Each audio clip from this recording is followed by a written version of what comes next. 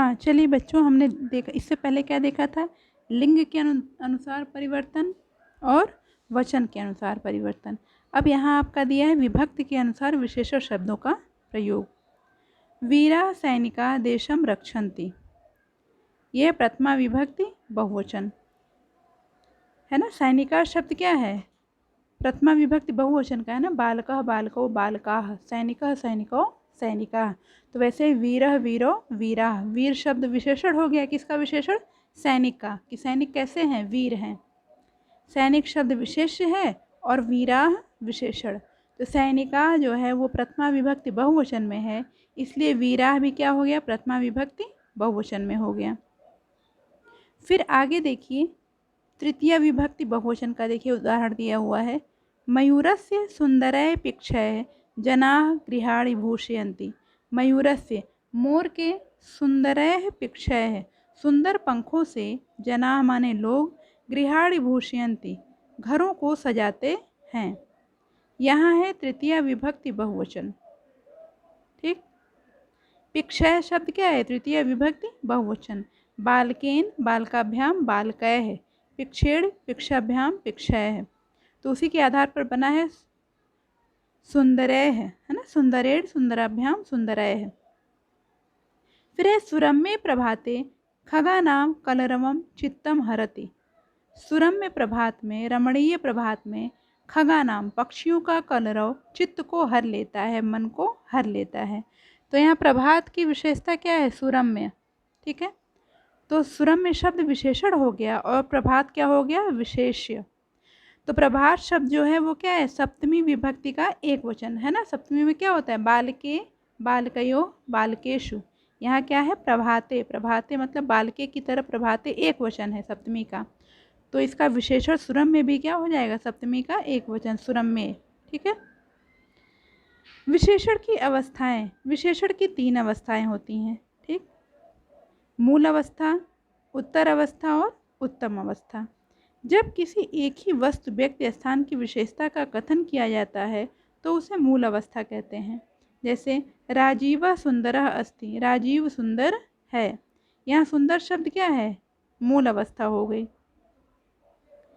जब एक, इसको आप ऐसे समझिए, मूल अवस्था मतलब एक व्यक्ति की विशेषता बताई जाए तो वो क्या हो गया? मूल अवस्था हो गई। उत्तर अवस्था, जब 2 वस्तुओं व्यक्तियों के गुण दोषों रंग रूप आदि की तुलना की जाती है तो उसे उत्तर अवस्था कहते हैं। जैसे हरि मोहनात् पटुतरः अस्ति, हरि मोहन से पटुतर है, चतुर है। जहाँ पे 2 व्यक्तियों में तुलना की जाए और एक को श्रेष्ठ बताया जाए तो वहाँ क्या हो जाती? उत्तर अवस्था। ठीक। और फिर क्या है? उत्तम अवस्था। उत्तम अवस्था, जब बहुत से व्यक्तियों, वस्तुओं, स्थानों में से किसी एक को श्रेष्ठ बताया जाता है तो उसे उत्तम अवस्था कहते हैं। जैसे देव छात्रेषु योग्यतमः अस्ति, देव छात्रों में योग्यतम है, मतलब सबसे योग्य है। सभी छात्रों में कौन योग्य है? देव। तो योग्यतम किसकी विशेषता हो गई? देव की। तो वही विशेषण की अवस्थाएं, अगर एक व्यक्ति की विशेषता तो उसको मूल अवस्था हो गई सुंदरः। जब 2 व्यक्तियों में विशेषता किसी एक को विशेष बताया जाए तो उसमें क्या हो जाएगा? सुंदर तरह, पटु तरह, उसमें तरह शब्द जुड़ जाता है। ठीक है। और जब 3 या 3 से अधिक लोगों में किसी की विशेषता या गुण बताई जाए तो उसमें क्या हो जाएगा? तमह जुड़ जाता है ना। जैसे इसमें दिया है ना, योग्यतमः, सुंदरतमः, पटुतमः। तो ये याद रखिए कि मूल शब्द तो मूल ही शब्द रहेगा, मूल शब्द में आप विभक्ति के अनुसार ही करेंगे। लेकिन जब उत्तर अवस्था होगी तो उसमें तरह जुड़ जाएगा। विशेषण शब्द में क्या जुड़ जाएगा? तरह। और उत्तम अवस्था में क्या जुड़ जाएगा? तमः। ठीक। आगे आइए आप लोग देखिए विशेषण शब्दों की 3 अवस्थाएं। ठीक। 3 अवस्थाएं के कुछ उदाहरण दिए हैं जिससे कि आप अपनी सुविधा के अनुसार आगे भी कर सकिए। मूल अवस्था, उत्तर अवस्था और उत्तम अवस्था। मूल अवस्था में दिया है उच्च, तो उत्तर अवस्था में क्या हो गया? तर जुड़ के हो गया उच्चतर। और उत्तम अवस्था में तम जुड़ के उच्चतम हो गया। ऐसे ही आगे भी देखिए, निम्न मूल अवस्था, निम्नतर उत्तर अवस्था और निम्नतम उत्तम अवस्था। मधुर मूल अवस्था, मधुरतर उत्तर अवस्था और मधुरतम उत्तम अवस्था। प्रिय मूल अवस्था, प्रियतर उत्तर अवस्था और प्रियतम उत्तम अवस्था। शुभ्र मूल अवस्था, शुभ्रतर उत्तर अवस्था, और शुभ्रतम उत्तम अवस्था। सुंदर मूल अवस्था, सुंदरतर उत्तम अवस्था, और सुंदरतम उत्तम अवस्था। बस आप ध्यान रखिए, मूल अवस्था में वही रूप होगा, उत्तर अवस्था में उस शब्द में तर जुड़ जाएगा, और उत्तम अवस्था में तम जुड़ जाएगा। ठीक, चलिए अब बेटा हम अभ्यास कार्य देखते हैं। निम्नलिखित वाक्यों में शुद्ध विशेषण पर पद सही का चिन्ह लगाइए, मतलब जो सत्य है उस पर सही का चिन्ह लगाइए। तो इसको तो मैं यहाँ दे रही हूँ आपको अभ्यास कार्य, लेकिन आप पहले इससे करने से पहले आप खुद से करिएगा, फिर इसे मिलान करिएगा। इसे है ना, बालकः सुंदराणि चित्रम पश्यति। तो यहाँ चित्रम शब्द है, चित्रम क्या है, विशेष्य है, और इसकी विशेषता कौन बता रहा है, सुंदरम सुंदराण। तो चित्रम एक वचन है नपुंसक लिंग का, तो यहाँ क्या हो जाएगा, सुंदरम सुंदरम चित्रम। और आप ऐसे भी देखिए, सुंदराणि चित्रम, ये गलत लग रहा है ना, दोनों सेम होना चाहिए, तो सुंदरम चित्रम।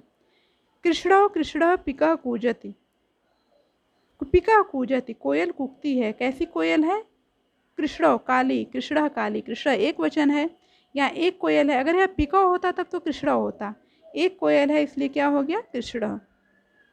तो ऐसे ही आप अन्य उदाहरण देखिए।